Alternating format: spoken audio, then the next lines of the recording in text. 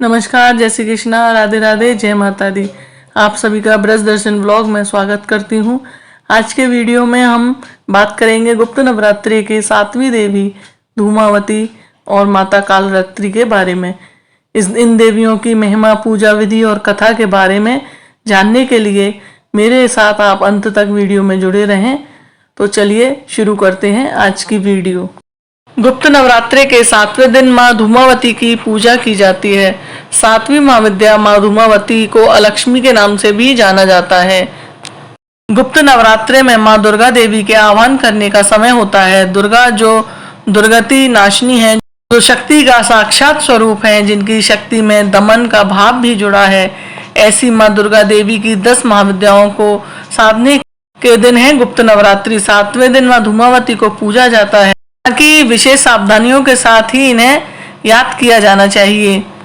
तो आइए जानते हैं इन देवी के बारे में कुछ अहम तत्व। प्रकृति के अनुसार 10 महाविद्याओं के 3 समूह हैं। पहला सौम्य कोटि, दूसरा उग्र कोटि और तीसरा सौम्य उग्र कोटि। माँ धूमावती उग्र कोटि में आती हैं।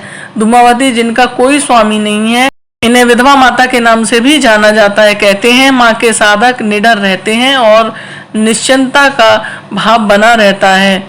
ऐसी दिखती हैं हमारी धूमावती माता। श्वेत वस्त्र, खुले केश, हाथ में सूप और इनका वाहन कौआ है। कहते हैं सादी सी दिखने वाली इन माँ को पूजा सुहागनियों को नहीं करनी चाहिए। शिव के 10 प्रमुख रुद्र अवतारों में 7वां अवतार धूमवान नाम से विख्यात है। इस अवतार की शक्ति को देवी धूमावती माना जाता है।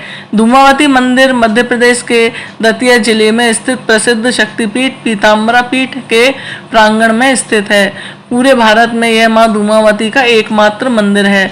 माता की कथाएं कुछ इस प्रकार हैं। माँ धूमावती के प्राकट्य से संबंधित कथाएं अनूठी हैं। पहली कहानी तो यह है कि जब सती ने पिता के यज्ञ में स्वेच्छा से स्वयं को जलाकर भस्म कर दिया तो उनके जलते हुए शरीर से जो धुआं निकला, उससे धूमावती माता का जन्म हुआ। इसलिए वे हमेशा उदास रहती हैं। यानी धूमावती धुएं के रूप में सती के भौतिक स्वरूप हैं।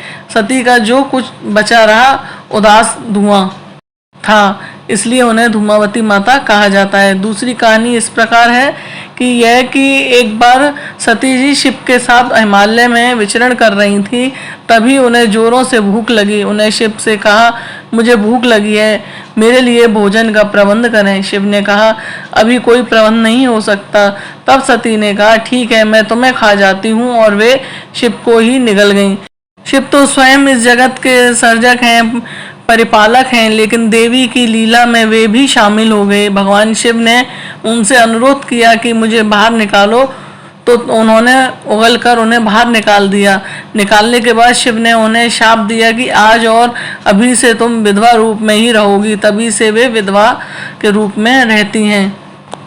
पुराणों में अभिशप्त, परित्यक्त, भूख लगना और पति को निगल जाना, ये सब सांकेतिक प्रकरण हैं। यह इंसान की कामनाओं का प्रतीक हैं जो कभी खत्म नहीं होती, और इसलिए वे हमेशा असंतुष्ट रहता है।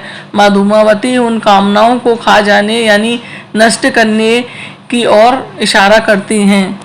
अब हम सुनेंगे माता कालरात्रि की कथा, जो नवरात्रि के 7वें दिन पूजी जाती है। देवी कालरात्रि माँ दुर्गा का 7वां रूप है। माता अत्यंत दयालु कृपालु है। ये देवी सर्वत्र विजय दिलाने वाली हैं। मन एवं मस्तिष्क के समस्त विकारों को दूर करने वाली हैं। ये माँ दुर्गा की 7वीं शक्ति तथा कालरात्रि के नाम से जानी जाती हैं। अर्थात जिनके शरीर का रंग घने अंधकार की तरह एकदम काला है। नाम से ही जाहिर है कि इनका रूप भयानक है। सिर के बाल बिखरे हुए हों, गले में विद्युत की तरह चमकने वाली माला है। अंधकार में स्थितियों का विनाश करने वाली शक्ति है कालरात्रि। काल से भी रक्षा करने वाली ये शक्ति हैं। इन देवी के 3 नेत्र हैं। ये तीनों ही नेत्र ब्रह्मांड के समान गोल हैं। इनकी सांसों से अग्नि निकलती रहती है।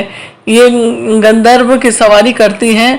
ऊपर उठे हुए दाहिने हाथ की वर मुद्रा भक्तों को वर देती है। दाहिनी तरफ नीचे वाला हाथ अभय मुद्रा में है, यानी भक्तों को हमेशा निडर और निर्भय बनाए रखने के लिए। बाईं तरफ से ऊपर वाले हाथ में लोहे का कांटा तथा नीचे वाले हाथ में खड़क है। इनका रूप भले ही भयंकर हो, लेकिन ये सदैव शुभ फल देने वाली माता हैं, इसलिए ये शुभकरी कहलाई जाती हैं। अर्थात इनके भक्तों को किसी भी प्रकार से भयभीत या आतंकित होने की कतई आवश्यकता नहीं है। इनके साक्षात्कार से भक्त पुण्य का भागी बनता है। कालरात्रि की उपासना करने से ब्रह्मांड की सारी सिद्धियों के दरवाजे खुलने लगते हैं और तमाम असुरी शक्तियों उनके नाम के उच्चारण से ही भयभीत होकर दूर भागने लगती हैं। इसलिए दानव, दैत्य, राक्षस और भूत प्रेत उनके स्मरण से ही भाग जाते हैं। ये ग्रह बाधाओं को भी दूर करती हैं और अग्नि, जल, जंतु, शत्रु और रात्रि भय दूर हो जाते हैं। इनकी कृपा से भक्त हर तरह के भय से मुक्त हो जाता है। तो भक्तों, ये थी गुप्त नवरात्रि की 7वीं देवी धुआंवती और कालरात्रि की कथा और उनकी महिमा। अगर आपको ये वीडियो पसंद आया हो तो आप इसे लाइक करें और अपने परिवारजनों और मित्रजनों के साथ इसे शेयर करें और हम मेरे चैनल ब्रज दर्शन ब्लॉग को सब्सक्राइब करना ना भूलें। अपनी राय और प्रश्न कमेंट बॉक्स में ज़रूर बताएं। मिलती हूँ अगले वीडियो में फिर और एक और नई जानकारी के साथ। तब तक के लिए धन्यवाद। जय माता दी।